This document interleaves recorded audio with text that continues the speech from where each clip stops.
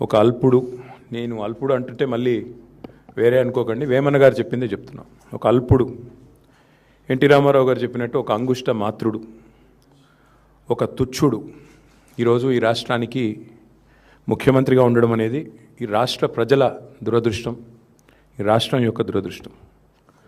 కానీ ఎంతటి అల్పుడైనా, ఎంతటి తుచ్చుడైనా నిజానికి నేను దరిద్రుణ్ణి అని మెడలో బోర్డు వేసుకుని తిరగడు. కానీ రేవంత్ రెడ్డి గారి స్పెషాలిటీ ఏంటంటే ఆయన మైకు ముందే మాట్లాడుతూ ఉంటాడు. మైకు ముంగటనే నోటికి వచ్చినట్టుగా దివాలా తీశాము. ఒకసారి కాదు, ఇది 2.5 సంవత్సరాల్లో ఒకసారి ఎయిడ్స్ రోగి అంటాడు తెలంగాణని, ఇంకోసారి క్యాన్సర్ పేషెంట్ అంటాడు. ఇక దివాలా తీసిందని మాట్లాడిన దివాలా కోరు మాటలకైతే లెక్కనే లేదు. అది చూసిన తర్వాతనే బాధ అనిపించింది. వాస్తవం ఏంటంటే ఇంతటి భావదారిద్ర్యం, ఇంటలెక్చువల్ బ్యాంక్రప్ట్సీ బహుశా దేశ చరిత్రలో ఏ ముఖ్యమంత్రిలో కూడా అన్నట్టు చూసి ఉండం. అయ్యా మీరు మీ అదృష్టం బాగుంది, జాక్పాట్ కొట్టారు, ప్రజలు మార్పు అని మీరు చెప్పిన డైలాగులు విశ్వసించారు, మీకు అవకాశం ఇచ్చారు. 50% మీ పరిపాలన 30 నెలలు అయిపోయింది. 50% మీకు ఇచ్చిన అవకాశం అయిపోయింది. ఇప్పటికైనా 4 మంచి మాటలు, మీ ప్రభుత్వంలో మీరు ఏం చేశారో, ప్రజలకు మీరు ఇచ్చిన హామీల్లో ఎన్ని నెరవేర్చారో, లేదైనా ఒక జిల్లాకి పోతే ఆ జిల్లాకు మీరు చేసిన అభివృద్ధి, మీ వల్ల జరిగిన మంచి పనులు అవి చెప్తారేమో అని చూస్తాం.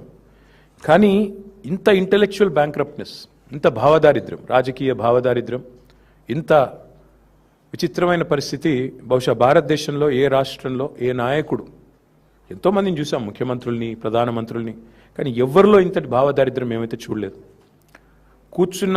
అదంటారు చూడండి, తింటున్న పళ్ళెంలోనే మనుబోసుకున్నట్టు, తింటున్న అన్నంలోనే ఉంచినట్టు, నువ్వు నడుపుతున్న రాష్ట్రాన్ని తిట్టడం ఏం దరిద్రం? అది నాకు అర్థం కాదు. నీవే కదా ప్రభుత్వానికి అధినేత, నువ్వు రాష్ట్రానికి ముఖ్యమంత్రి నువ్వు.